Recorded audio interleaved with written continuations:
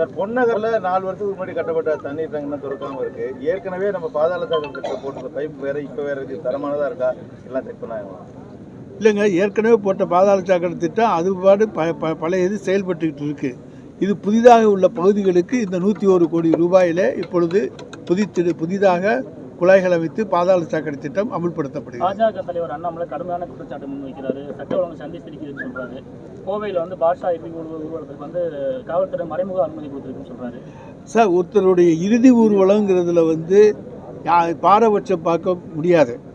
யாரும் ஒரு பெரிய கூட்டமாக போகிற போது அங்கே காவல்துறையினர் இருக்க வேண்டியது அவசியம்தான். அதுவும் பாட்ஷாவுடைய இறுதி ஊர்வலத்தில் எந்த விதமான அசம்பாவிதமும் ஏற்பட்டு விடாமல் இருக்கக்கூடியதற்காக போதுமான அளவுக்கு பாதுகாப்புகள் செய்வதிலே எந்த தவறும் இருப்பதாக எங்களுக்கு தெரியவில்லை. அவர் சிறையில் இருந்து விடுதலை செய்யப்பட்ட பிறகுதான் இறந்திருக்கின்றார். எனவே இதற்கு அரசு எந்த வகையிலும் பொறுப்பாக முடியாது. அந்த இறுதி ஊர்வலம் அந்த இஸ்லாமிய சமுதாய மக்கள் பெருந்தலாக கூடி சென்றால் அந்த ஊர்வலத்துக்கு நாங்கள் பொறுப்பாகவும் முடியாது. ஆனால் திமுகவில் சமூக விரோதிகளுக்கும் சமூகத்திற்கு பதவியும் அதிகாரமும் கொடுக்கறதா அண்ணாமலை குற்றச்சாட்டு வச்சிருக்காரு. அதாவது சமூக விரோதிகளுக்கும், அதாவது பல்வேறு வழக்குகளில் சிக்கியிருக்கின்றவர்களுக்கும், கேடிகள் பட்டியலிலேயும் ரவுடிகள் பட்டியலில் இருக்கின்றவர்களுக்கும் பதவிகளை கொடுப்பதும் கட்சிகளை சேர்த்துக்கொள்வதும் அகில இந்திய ரீதியிலே பாரதிய ஜனதா கட்சியை தவிர வேறு எந்த கட்சியும் அல்ல. இது ஏற்கனவே பல முறை ஆதாரத்தோடு பெயர் பட்டியலோடு நாங்கள் நிரூபித்திருக்கின்றோம். வேண்டுமென்றால் மீண்டும் ஒரு பெயர் பட்டியலை தர தயாராக இருக்கின்றோம். திமுகவில் அப்படி தெரிந்து நாங்கள் செய்வது கிடையாது. எங்காவது தெரியாமல் அப்படி நடந்துவிட்டால் உடனடியாக தளபதியினுடைய கவனத்துக்கு வந்தவுடன் அவர்கள் மீது ஒழுங்கு நடவடிக்கை எடுத்து அவர்கள் நீக்கப்பட்டு விடுவார். பாஜக எழுச்சியா இருக்கு, ஆயுதங்கள் எடுக்கக்கூடாதுன்னு நாங்கள் அடக்கி வச்சிருக்கோம்னு சொல்லிட்டு அதே அண்ணாமலை சொல்றாரு.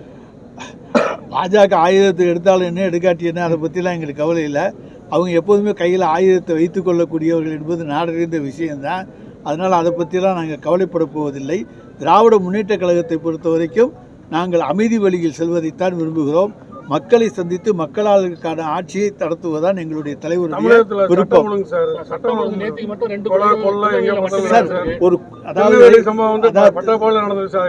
திருநெல்வேலி சம்பவம் பட்டப்பகலாம் ஒரு வெளியே அந்த பாருங்க, எந்த சம்பவமுமே நடக்காம எதுவுமே தடுக்க முடியாது.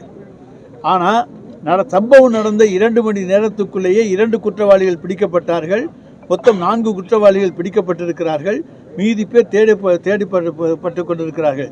எனவே காவல்துறை விரைந்து செயல்பட்டு 4 குற்றவாளிகளை 2 மணி நேரத்துக்குள்ளே கொண்டு கைது செய்திருக்கிறார்கள் என்று சொன்னால் காவல்துறையை நீங்கள் பாராட்ட வேண்டுமே தவிர அங்கே சட்டம் ஒழுங்கு சரியில்லை என்று குறை சொல்வது எந்த வகையிலே நியாயமாக யாருமே எதிர்பார்க்க முடியாதுங்க.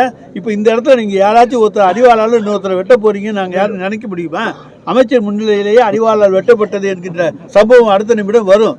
அதனால் இதை யாரும் எதிர்பார்க்க முடியாது. இந்த கூட்டத்துக்குள்ள என்ன வேணாலும் நடக்கலாம். ஆனால் அது நடந்தவுடன் அதை தடுக்கக்கூடிய சக்தி இருக்கிறதா என்று பார்க்க வேண்டும். தடுக்கக்கூடிய சக்தி இன்றைக்கு திராவிட முன்னேற்ற கழக ஆட்சிக்கு இருக்கிறது. நாங்கள் தடுக்கிறோம். இல்ல சார், நீதிமன்ற வளாகத்தில் நடக்கக்கூடிய சம்பவங்கள் வெளியே, நீதிமன்ற வளாகத்துக்கு வெளியே சார், நீதிமன்ற வளாகம்னா என்ன, அது இதுவா? அது வெளியே நடந்ததுக்கு, அது வெளியே நடக்கிற சம்பவத்துக்கு நாங்கள் எப்படி பொறுப்பாக முடியும்? உடனடியாக கண்டுபிடிச்சிருக்கோம், அதை பாராட்டணும். ஆனால் பாராட்டுறதுக்கு மனம் இல்லாமல் இங்கே சட்ட ஒழுங்கு சரியில்லை, கட்டிவிட்டது என்று தொடர்ந்து அதே மாதிரி பல்லவியை பாடிக்கொண்டிருக்கின்ற பாட்டு இதைத்தான் நான் கேட்கிறோமே தவிர எங்களை பாராட்டுவதற்கு அவர்களுக்கு மனமில்லை. ஆனால் நாங்கள் வேண்டுமென்று எதுவும் செய்யலை. அவங்க தூத்துக்குடி மரணம்லாம் உங்களுக்கு தெரியும். காவல் நிலையத்தில் அடித்து துன்புறுத்தி 4 நாள் சித்திரவதை பண்ணி கொலை செய்யப்பட்டதெல்லாம் உங்களுக்கு நன்றாக தெரியும். அந்த மாதிரி சம்பவங்கள் ஏதாவது எங்கள் ஆட்சியில் நடந்திருக்கிறதா? எங்களுடைய முதலமைச்சர் அதுக்கு ஒருபோதும் அனுமதி தர மாட்டார். எடப்பாடி பழனிசாமி மீது கடுமையான குற்றச்சாட்டு முன்வைக்கிறீங்க. பழமொழியெல்லாம் சொல்றீங்க, புறமப்பட்டா உடல் வந்து கேடு, வயிறு இருந்துச்சுன்னா உடல் வந்து கேடுன்னு சொல்றீங்க. அவர் ஒரு சரியான விமர்சனத்தை முன்வைக்கிறாரு. சட்ட ஒழுங்கு சரியில்லைன்னு சொல்றாரு. அதற்கு இன்னும் கடுமையான வார்த்தைகளை பயன்படுத்துறாங்க.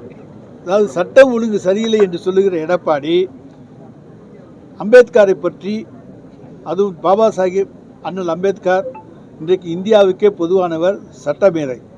நம்முடைய அரசியலமைப்பு சட்டத்தை வைத்துக்கொண்டு தான் இன்றைக்கு நம்ம இந்திய அரசாங்கமே நடந்து கொண்டிருக்கிறது. மதசார்பற்ற சோசியலிச சமுதாயம் என்கின்ற வார்த்தையை அதில் சேர்த்து இந்தியாவையே உலகத்திலேயே ஒரு மதசார்பற்ற நாடாக உருவாக்கியவர் அண்ணல் அம்பேத்கர் அவர்கள்.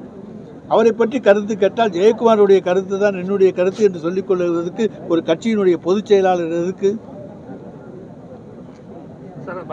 பொங்கல் தினத்தன்று யுஜிசி நெட்டு தேர்வை மத்திய அரசு வச்சிருக்காங்க. அதை நம்ம எப்படி சார் பார்க்கணும்? நிச்சயமாக அதுக்கு ஆட்சேபனை தெரிவிப்போம். ஏன்னா பொங்கல் என்பது தமிழர்களுடைய திருநாள், தமிழர் பண்டிகை. அதோடு இல்லாமல் அதை வந்து கேரளாவிலையும் கொண்டாடுறாங்க, ஒவ்வொரு இடத்துல ஒவ்வொரு பேரில் கொண்டாடுறாங்க. தென் மாநிலங்களில் கொண்டாடப்படுகிற ஒரு திருநாள் அந்த நாள். எனவே தமிழர் திருநாள் பொங்கல் என்பது 3 நாள் தொடர் விடுமுறையாக வருகின்ற நாள். எனவே அப்படிப்பட்ட தினத்திலே அந்த யூஜிசி எக்ஸாம் வைப்பது என்பது ஏற்றுக்கொள்ளக்கூடியதல்ல. அதை மாண்புமிகு முதலமைச்சர் அவர்கள் யூஜிசியினுடைய கவனத்திற்கு கொண்டு செல்வார். பல்கலைக்கழக துணைவேந்தர் தேர்தல் குழுவில் ஆளுநரோட செயல்பாடு எப்படி சார்? ஆளுநர் வந்து அவருக்கு பிடிச்சபடி பண்ணணும்னு நினச்சா அதுக்கெல்லாம் நாங்கள் ஆளு கிடையாது. நாங்கள் சட்டப்படி நடக்கிறோம். எதுவுமே நடந்தால் சட்டப்படி இல்லை என்று சொன்னால் யார் வேணாலும் நீதிமன்றத்துக்கு போகலாம். 3 பேர் கொண்ட தேர்தல் குழு தான் அமைக்க முடியும். ஆளுநர் 4வது நபரை யூசிஜியிலிருந்து ஒரு பிரதிநிதியை சேர்க்க வேண்டும் என்று கட்டாயப்படுத்துகிறார். அதை நாங்கள் இதுவரைக்கும் சேர்த்துக்கவே இல்லை. புதிதாக அப்படி சேர்க்க முடியாது என்பதுதான் எங்களுடைய வாதம். இல்லை, அது வந்து நீதிமன்றத்துக்கு போகும்போது நீதிமன்றம் வந்து அந்த குழுவை வந்து ரத்து பண்ணிடும். யூசிஜி அந்த குழுவில் உள்ள மெம்பர் இல்லைன்னா நீதிமன்றம் ரத்து பண்ணிடும் அப்படின்னு சொல்றாரு. நீதிமன்றம் அந்த குழுவை ரத்து பண்ணிடும் சொல்றாரு. அது நீதிமன்றத்துக்கு போகும்போது எங்களுடைய வாதத்தை அங்கே எடுத்து வைப்போம், எங்களுடைய நியாயத்தை எடுத்து சொல்லுவோம். சார், தொடர்ந்து தமிழக அரசுக்கு எதிராக செயல்படும் ஆளுநரை வந்து மாற்றக்கூடிய நடவடிக்கை எடுத்திருந்தோம். மாற்றக்கூடிய நடவடிக்கை எடுக்கணும் பாருங்க, ஆடுற மாட்டை ஆடி கறக்கணும், பாடுற மாட்டை பாடி கறக்கணுங்கிற கதையா இன்னைக்கு வந்து ஆளுநரை பற்றி நம்ம பேசிக்கிட்டே போயிட்டு இருக்கலாம். அதுக்கெல்லாம் வேண்டியதே இல்லை. அது வந்து நாங்கள் எடுக்க முடியாது. நாங்கள் மாற்ற சொன்னோம்னா இன்னும் ஸ்ட்ராங்காக உட்காந்துக்குவார். அதனால நாங்கள் மாற்ற சொல்லி கோரிக்கையை வைக்க மாட்டோம். சார், வார்த்தை மோதல்கள் இருப்பது இயற்கை. ஜனநாயக நாடு. ஜனநாயக நாட்டில் யார் வேணாலும் என்ன கருத்துக்களை வேண்டும் என்றாலும் சொல்லலாம். வார்த்தை மோதல்கள் இருப்பது இயற்கை தானே தவிர அது எதுவும் தவறுகள் கிடையாது. கொஞ்ச நாள் ஆளுநர் அமைதியாக இருந்தாரு, நம்மளும் வந்து அவர் மாறிட்டாருன்னு நினைச்சுக்கிட்டு தேநீர் கலந்துக்கிட்டோம். மறுபடியும் வந்து முருகமுறை இல்லைங்க, நாங்கள் வந்து அவர் மாறிட்டாருன்னு நினைக்கல. தேநீர் விருந்தில் வந்து அரசு ரீதியில் கலந்து கொள்ள வேண்டும் என்பதற்காக மாண்புமிகு முதலமைச்சர் அவர்கள் நேரிலேயே அழைக்கப்பட்ட, தொலைபேசி மூலமாக அழைக்கப்பட்டது காரணத்தால் ஒரு சில அமைச்சர்களோடு கலந்து கொண்டார். ஜனவரி 6 அடுத்த சட்டமன்ற இந்த வருடத்துக்கான சட்டமன்ற நடக்குது. ஆமாம், ஆளுநர் உரையில் வந்து நம்ம வந்து ஏற்கனவே கடந்த காலங்கள் அனுபவங்கள் ஆளுநர் அந்த அனுபவம் இந்த ஆண்டு இருக்காது என்று எதிர்பார்ப்போம். இருந்தால் அதற்கான பின்விளைவுகளை பற்றி அப்பொழுதும் பேட்டி கொடுப்போம். புதுக்கோட்டை மாவட்ட சட்டக்கல்லூரி வர வாய்ப்பு உண்டா சார்? கிடையாது. இந்த அறிவிப்பு கிடையாது. நீங்க அமைச்சராக இருக்கீங்களா சார்? நான் அமைச்சராக இருக்கிறதுனால தான் கிடையாதுங்கிறது பக்கத்தில் கோரிக்கைலாம் கொடுத்தாரு சட்டமன்றத்தில். அவர் கோரிக்கை வச்சு அது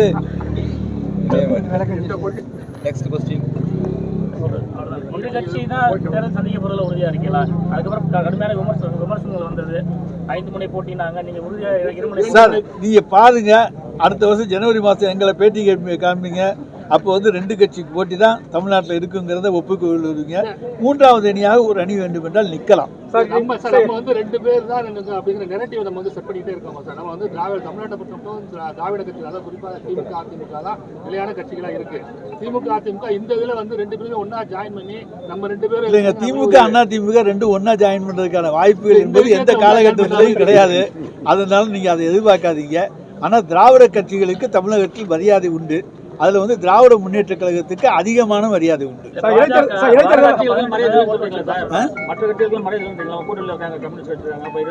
எல்லாருக்குமே உண்டுங்க சார். எல்லாரும் எங்க கூட்டணியில இருக்காங்க சார்.